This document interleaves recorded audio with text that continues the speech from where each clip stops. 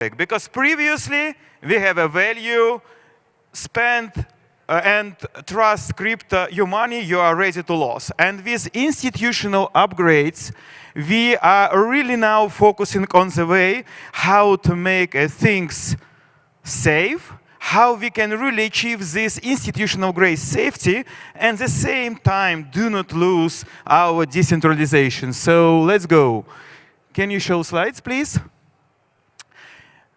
Oh, perfect. So today we will talk about this permissionless governance, how we build and how we start from a DAO managed markets, which were really very, very hard to manage, to fully permissionless system and keep the same level of security. Before we go,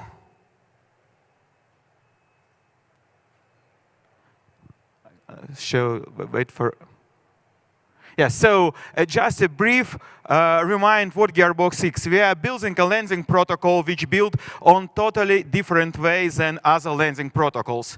In usual pools-based lending like Aave or Morpho, the first part of the system, you lock your asset, then it's locked on a smart contract, and then you can borrow asset against it. Gearbox works differently. So you as a user could open a credit account, and this is a smart contract wallet which could really execute transaction on behalf of you. When the credit account is open, you deposit your money, you borrow some funds from the pool, and then you can really send different transactions which could be executed on behalf of this smart contract wallet. How we achieve security? Quite straightforward, because when you execute a transaction, we provide some safe approvals, then you really interact with third-party protocol, and after that we have a post-execution hook which checks that you have enough collateral. So literally, if you try to steal money, if you try to do something against the policy, such transaction is reverted. So we really keep all time your credit account is consistent.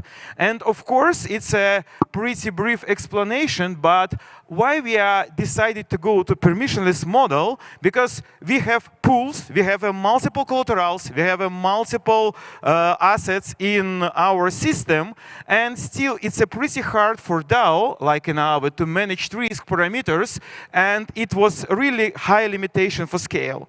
Another part, I totally support the idea of Vitalik that we can grow when we can really involve more players. So institutional players would not trust DAO managed pools, they will decide to switch and manage themselves. So we found it's a kind of straight motivation to do something new and switch the system from existing pools working on with around 400 million TVL into permissionless one without really forcible migration. And there are a few challenges. So what we really want to achieve? The first part, when you allow someone permissionless way to manage your markets, you have to solve a few issues. The first one, you want to really limit somehow ways how market curators could rug users. It's not only related to the way you want to set time lock, etc. The biggest problem is how to find the way how curators could do this in a flexible way and at the same time have enough power to really interact in emergency situation. There are a few examples why permissionless and what the issues were faced by permissionless adopters. There are a few issues with Morpho and Euler when misconfiguration in price Oracle ended up with huge losses because there are a lot of exploiters who could found that your collateral is overpriced and then you want to try the market as exit liquidity. So what we do and how we achieve this institutional grade safety in a fully permissionless mode. We started from pointing out all possible edge cases. We really have a few months of discussing how curators could, and especially malicious curators, could do some steps to build a honeypot for LPs, for borrowers, and then decide to steal money. We really also design a full emergency tool set, which really works well during this XUSD collapse and help invariant group to avoid 30 million loss. And you can see an example. You have a multiple way of this emergency tool set. So in Gearbox, you can forbid token, you can redistribute interest rates and ramping liquidation threshold as a part how you can avoid toxic assets. The second step, which is really crucial, we make a clear separation about roles and scope. So in Gearbox right now, DAO is very limited. And even if a DAO voting system will be fully hacked, there is no direct way to end users and curators.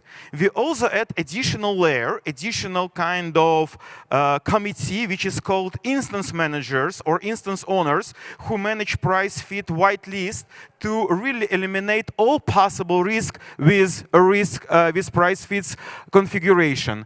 And all stuff related to users and their terms, etc., are now under the control of risk curators. No one can really change anything, and they could change markets which could affect some users only via time log.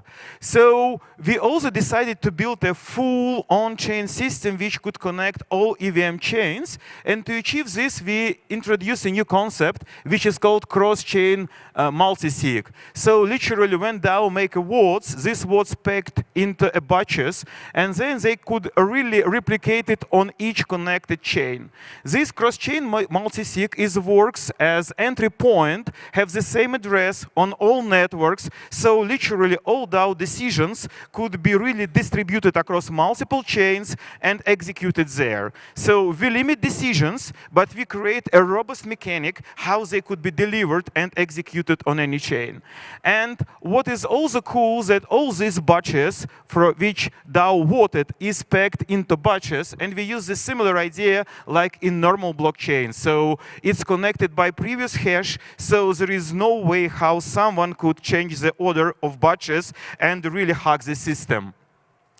And you can see this is a working interface. So right now, it's a kind of historical way. The technical multi-sig, now we have a 6-person voted to connect a few networks. It's Monad, Nibiru, and Somnier.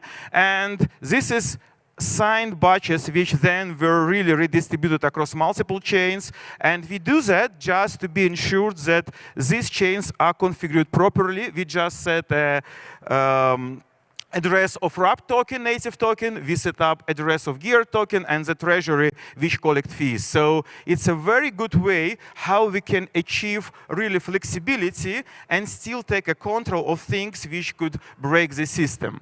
The second part, and I really enjoy to present it, it's a quite unique and novel concept, which is called bytecode repository. And the easiest way to explain it, it's on-chain GitHub for smart contracts.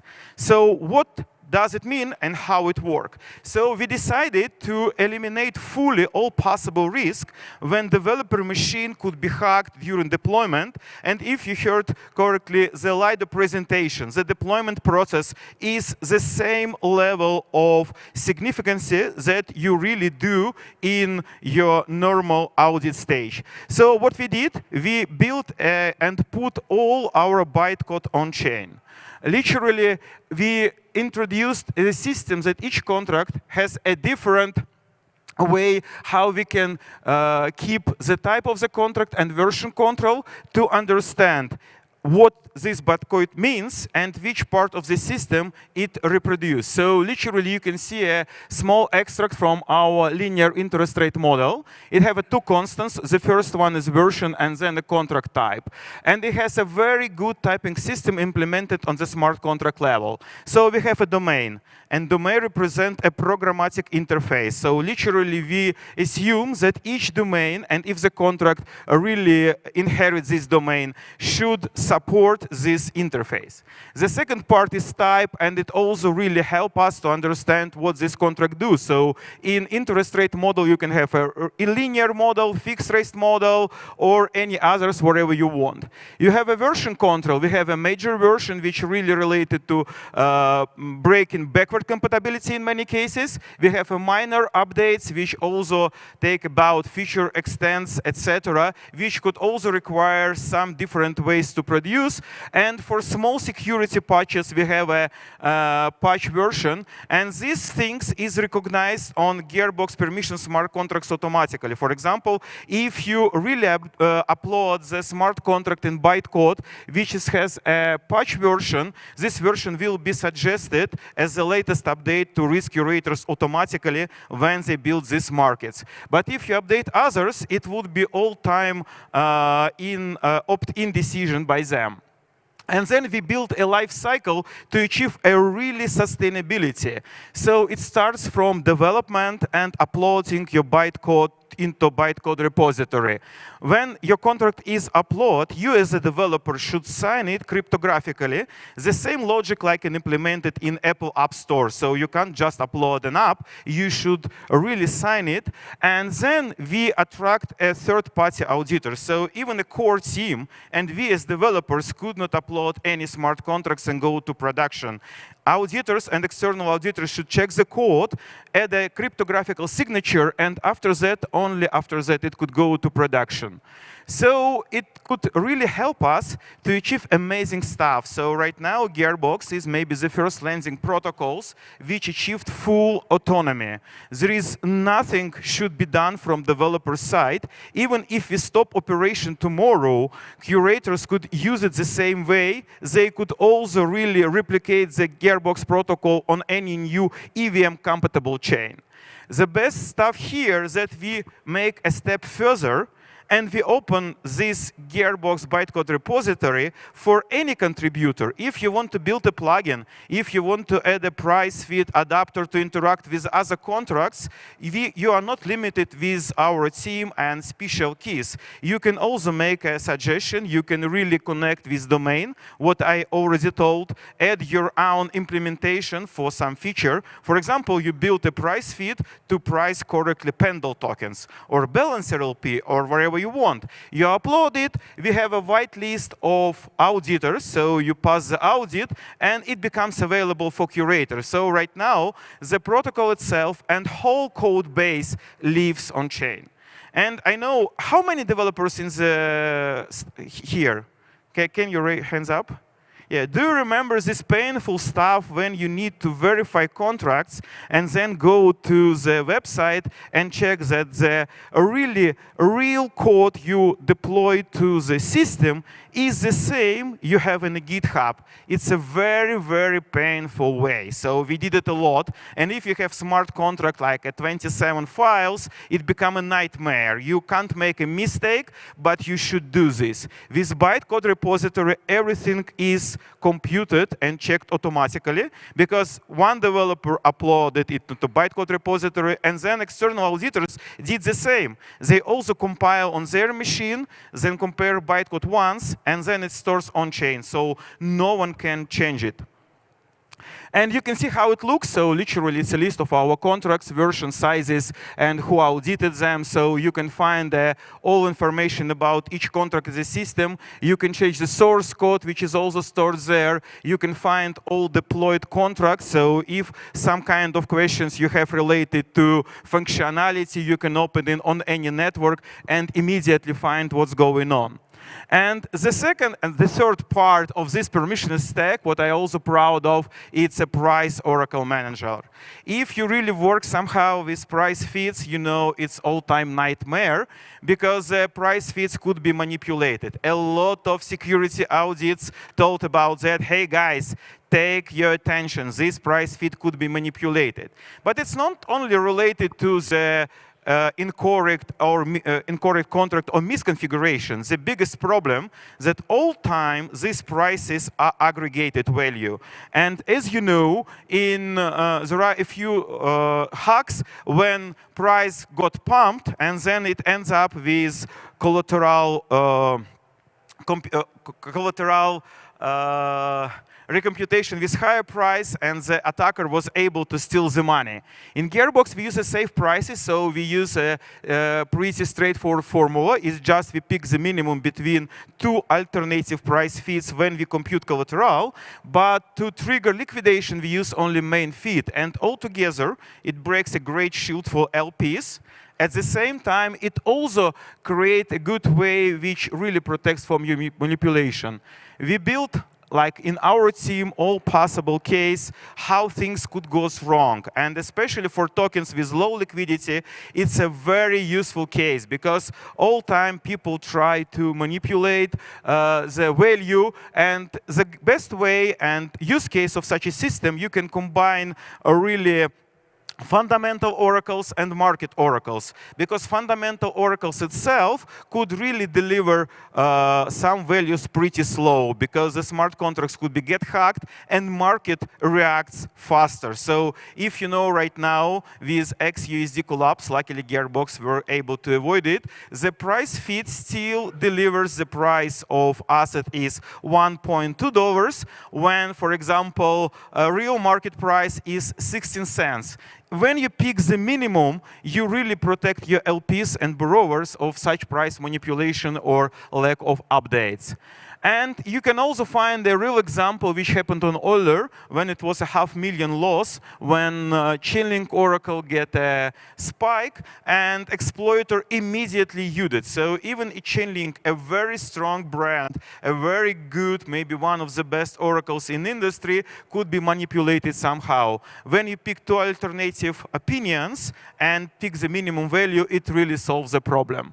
And you can see so how it looks like. So as a price feed store, it's a really cool idea. We connect each asset listed in Gearbox on a particular network with possible price feed. So literally all time you can see the value, different value. And this price feed connected to each asset has a different methods how they could get value. For example, fundamental market oracles, maybe it could be some external oracle or computed value inside the system. And then this catalog is available for market curators. So we have instance owners who really filter all malicious activity, who really do not allow and check it securely. We also work with auditors teams like Mixbytes and Security to make an additional check, and then our market curators could check from a really pre-checked possible oracles. But if, for example, such oracle would be removed, also markets would not be affected because it's like one-time decision when you use it, and then of course until curator make any change, it would be still the same. And the market management, the last topic I want to talk, I think it's also a very good effort, and it's very, very crucial to make things understandable for humans. When you see a lot of call data, when you see bytecode, etc., it's a very complicated to understand what's going on. And to do that, we really make a good interface, and each change is showing by really like values, what was changed and what's the new value, to make a clear picture for curators what they do, because it's like kind of multiple, maybe more than 100 settings per one market.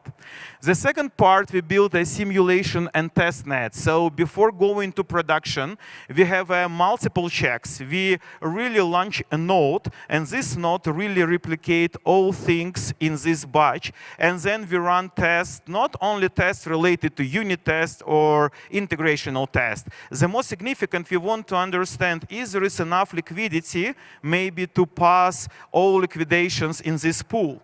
Are there way to open credit account for users?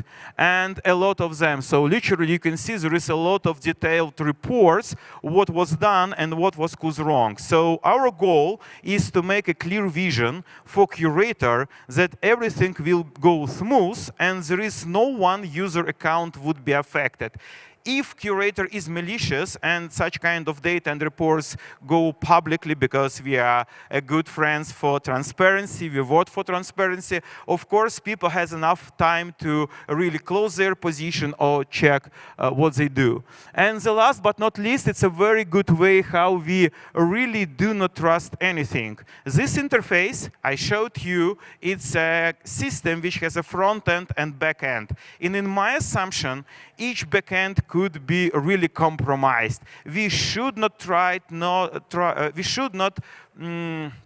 trust any solution like in the Web 2, because as you know, Bybit hack, the biggest hack ever for 1.5 billion, was not related to smart contract. It's how the potential attacker were able to really implement some changes in Web 2. So we built a way that this system is just generated batches, and then we store them on IPFS.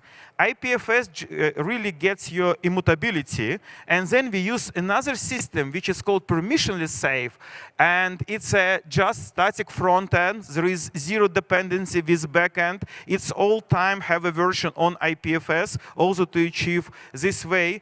And during the sign-in process, all transactions, all the parts into human readable format. So if someone would be able to really hack our backend, and then people who sign them could find some incorrect way. So only after that, these transactions goes to time lock. And even so, when the transaction goes time lock, each risk curator and we as well has a robot which monitors what's going there and could also alert that some malicious things come on chain. So this is what we built, and I hope we can see more solutions, because what I can see right now is that people really tell, hey, this is a problem of users, they should do due diligence, or it was a problem with price oracle and lending, stay away. I think if you want to really achieve institutional level of security, we should not really remove our decentralization vibe. We can really do it together. So thanks for much.